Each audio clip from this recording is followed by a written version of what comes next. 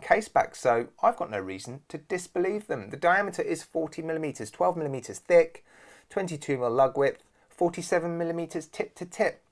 I've measured the length of this watch. It's suitable for people with approximate wrist circumferences of 175mm, that's 6.9 inches, up to 225mm, that's 8.9 inches. And on this supplied strap, it's 66 grams, 50 meters of water resistance, fully brushed. And the top side is probably some sort of synthetic faux leather, but actually is quite soft and supple and actually quite nice.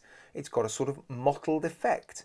White stitching, there's some taper from 22mm down to 20mm. The buckle, it's brushed, so again, possibly steel, high polished underside with BERNY etched into it.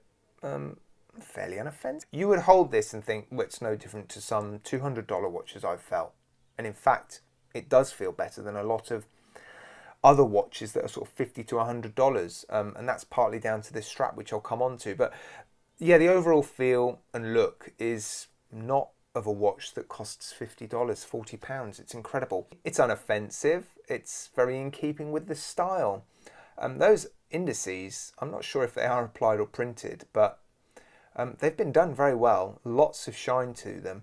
Yeah, not a fan of the BERNY below the 12. But automatic above the date window looks nice and simple. It really is in keeping with the style.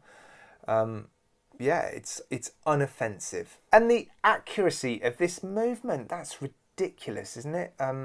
Okay, amplitude's not great. How long is it going to last? I don't know. I've not really had any of these cheap, affordable movements break on me, but then I've not really had many for more than a year.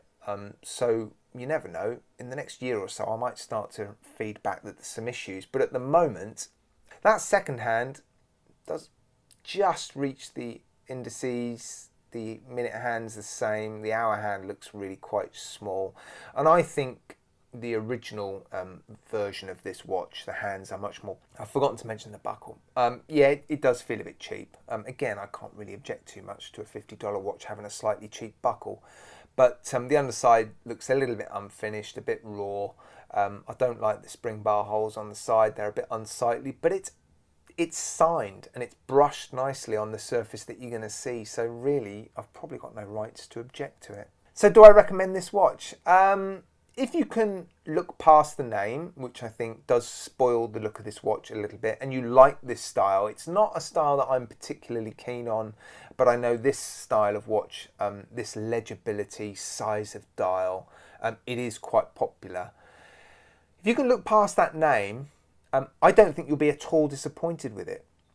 I think it's a great watch to add to your collection because it is so obvious what it's trying to be, that sort of Swiss railway style. And for the money, there are some things about it I don't like, but when you look at the specifications and the quality of the feel and the finish, God, it's really good.